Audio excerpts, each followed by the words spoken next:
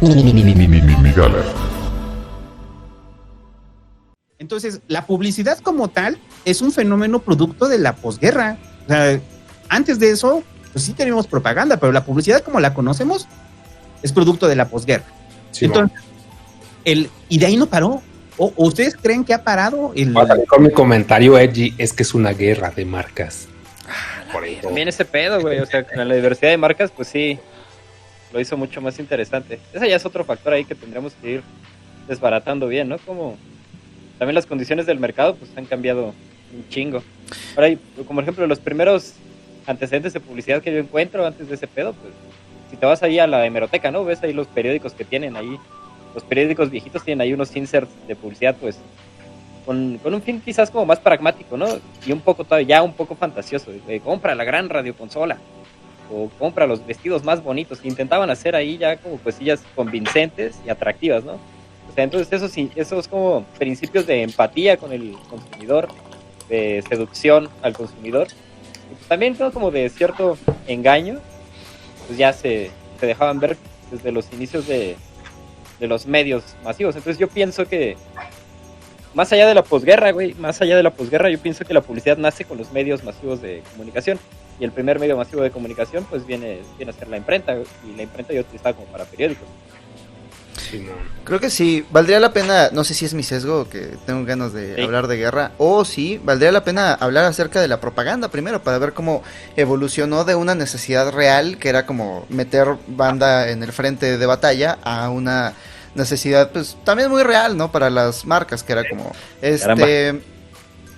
durante la Primera Guerra Mundial, empiezo muchas conversaciones así. Durante la Primera Guerra Mundial los ingleses tenían un pedo, y es que Alemania pues era un imperio, ¿no? Entonces no le preguntaba a sus súbditos, era como pues te vas ahí al frente de batalla a la verga, y si no te matamos.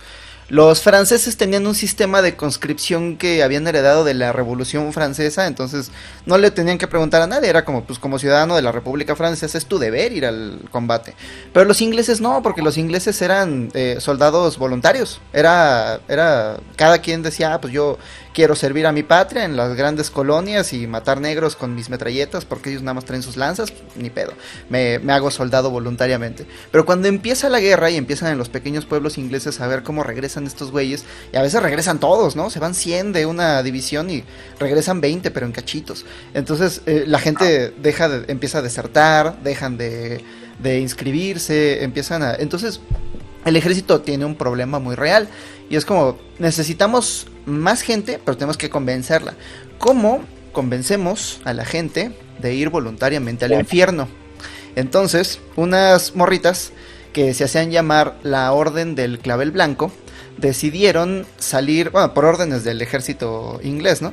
Decidieron salir a las calles, y cada vez que veían a un muchacho entre 18 años y 40 y tanto, que tenga como edad de servir o algo así, llegaban como unas 20 chavitas, además chavitas como guapas, ¿no? Muy jóvenes, llegaban con él, le empezaban a decir, tú eres un cobarde, deberías estar defendiendo a tu patria, deberías estar en el frente, otros están muriendo por ti, y al final le dejaban ahí en su saco un clavel blanco como señal de cobardía, en un pueblo pequeño, enfrente de toda la gente que tú conoces, enfrente de tus amigos. Imagínate que estás paseando con tu novia y te aplican eso, güey, pues te metes, ¿no?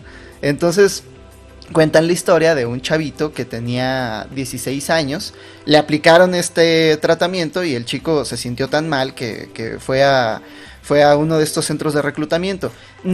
Como el Capitán América, ni siquiera tenía la altura, no daba el peso, pero lo vieron tan tierno y dijeron, pues está bien, vamos a reclutarlo, y que acaba en Verdún el chavo. Entonces, esa era una. Había otras, ¿no? Estos pósters así de hay otros como más gráficos. Mi vida por una panocha. Sí. Ajá. Sí, güey, o sea, la vi. El poder del honor y la vergüenza está muy cabrón. Había otros que eran carteles que tenían así como a un pueblo siendo masacrado, y así un pinche nazi con un bebé en la bayoneta, y decía, no esperes a que vengan aquí, mátalos en el frente. Entonces ese era como un poco más explícito, ¿no? Pero ya desde entonces había como una necesidad de apelar a tus necesidades más básicas para ir y llevarte hacia algo mucho más extraordinario que consumir, ¿no? Cualquiera puede comprarse una coca, pero a ver, métete a Verdún. Sí, pues o sea, sí creo que sí es una evolución, de ahí viene. O sea, yo hubiera aplicado diferente hubiera sido un poco más optimista yo, güey, en la publicidad de las morras, en lugar de decir, no mames, tienes el pito chiquito. En lugar de eso hubiera dicho, no mames, eres soldado. Es que queríamos coger con soldados. No mames, pues ¿dónde me apunto, güey? Si van a llover viejas. El otro día estaba hablando con un compa que todo el tiempo está haciendo estudios de campo acerca de la industria del porno. Qué bonita forma de decirlo, ¿no? Y se dio cuenta cuando le estaba yo hablando, ¿no? De no mames, ya reanudaron otra vez las tensiones entre Ucrania y Rusia. Los rusos metieron tropas en la frontera, Ucrania se está preparando para un ataque, no sabemos qué va a pasar. Y el güey me dice, actual? Ajá, actual, o sea, de la semana pasada. Y el güey me dice, no mames, con razón ¿qué? Chingo de porno de morras rusas cogiéndose un soldado. De que literal, Xvideos llegas y como ese güey tiene su algoritmo preparado para que le metan morras rusas, porque pues es como su kink, de pronto vi un chingo de soldados y me dice, no mames, con razón. Entonces la teoría de la conspiración que tenía ese güey es que Putin tiene como unas granjas de bots de esas que tiene Morena, pero aquí hacen porno para animar a los chavos a decir como, no mames, si me vuelvo soldado y voy al frente de batalla, voy a tener una morra como esa que está saliendo en el video. Pero la promesa de grandeza y de mujeres y de gloria en la guerra, o sea, fue previo a la Primera Guerra Mundial. O sea, lo que voy es que no necesitaban elementos publicitarios, simplemente se reflejaba en la vida de las personas, ¿no? De aquellos que iban a la guerra. El primer... No era chingón y obviamente te colmaban de gloria, ¿no? O sea, no había una necesidad de tendría que haber una necesidad previa de una campaña para que te enroles. Cuando la gloria ahí está presente, no sé, perdón, más rápido. Tomando un ejemplo, ¿no? Las cruzadas. O sea, las cruzadas, cuando la pinche cruzada de los locos, o sea, que muchos de ellos están entre convencidos de que van para allá, o sea, de que van para allá a defender Tierra Santa, pero la gran porcentaje de ellos van en búsqueda de riquezas. Entonces, la búsqueda de riquezas que les iba a dar la guerra en Tierra Santa.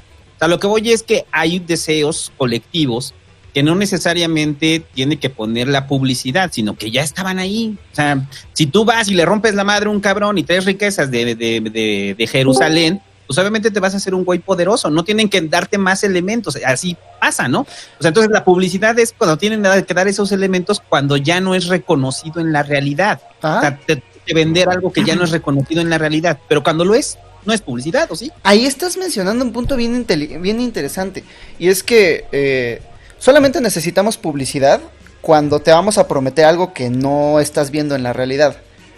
Porque todavía hasta las cruzadas, me imagino que es como el punto de inflexión donde queman a los cruzados, ¿no? ¿Te acuerdas que los cruzados saquearon tantas ciudades musulmanas que tenían sus propios bancos? Se convirtieron en sus propias naciones autónomas. La isla esta de Malta tenía su propio navío, su propio ejército, era más poderoso que el Vaticano, porque no tenías que venderle a la gente, oye, puedes ir a Tierra Santa y saquear una ciudad. Es como, güey, todo el mundo lo sabe, se volvieron ricos.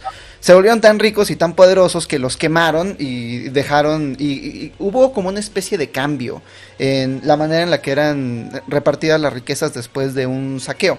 En la modernidad se reconocía más una especie de guerra. La guerra de los 30 años es un gran cambio, ¿no? Porque entran todas estas naciones en el territorio de Prusia, empiezan a matarse unos a otros, se acaban sus ejércitos y empiezan a contratar mercenarios.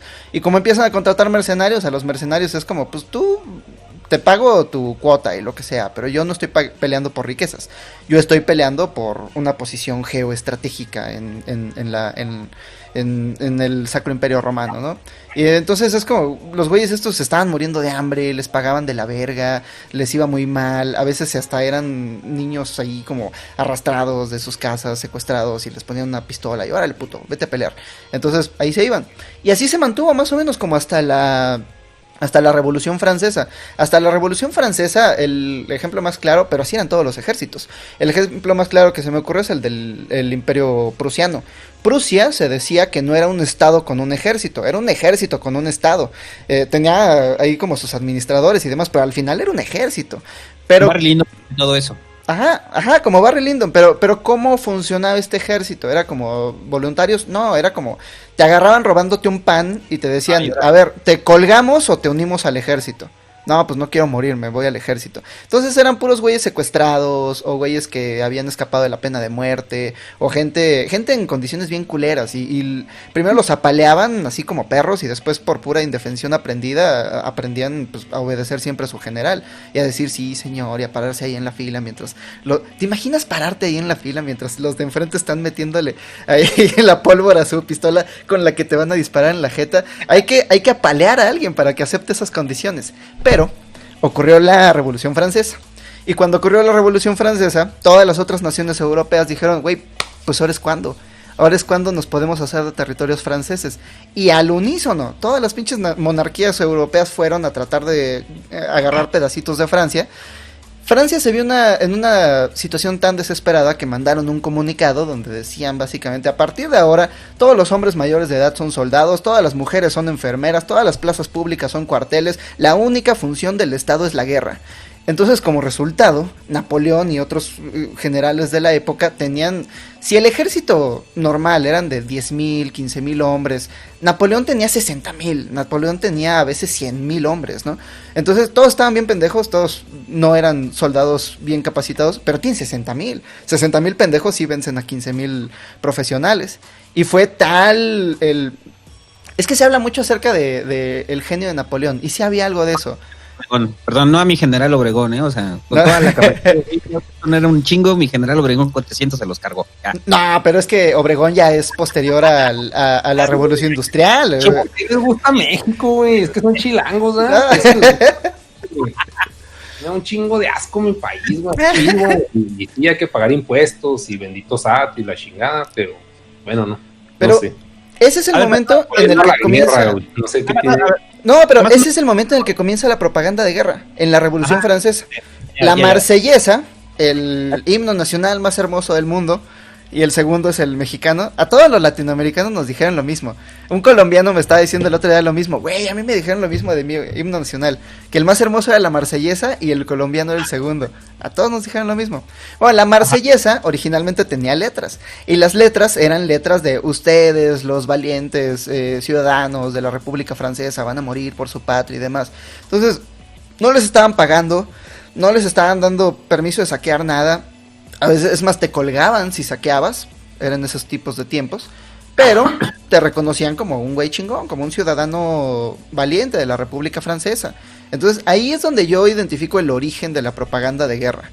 Y a partir de eso, todas las otras naciones que les patearon el culo en los campos de batalla dijeron, güey, yo quiero un ejército como eso. Pero no solo eso, también quiero esos mismos mecanismos de control y de convencimiento. Y luego Edward Bernays tomó esos mismos mecanismos de convencimiento y dijo, pues ahora en lugar de ir a morir en un segundo, pues compren cigarros y muéranse en 10 años. Pero en principio es que al final parten del psicoanálisis, o sea, que pues es el trabajo de Freud aplicado a la publicidad, ¿no? O sea el psicoanálisis al final es las funciones se empiezan a manejar a través de la publicidad.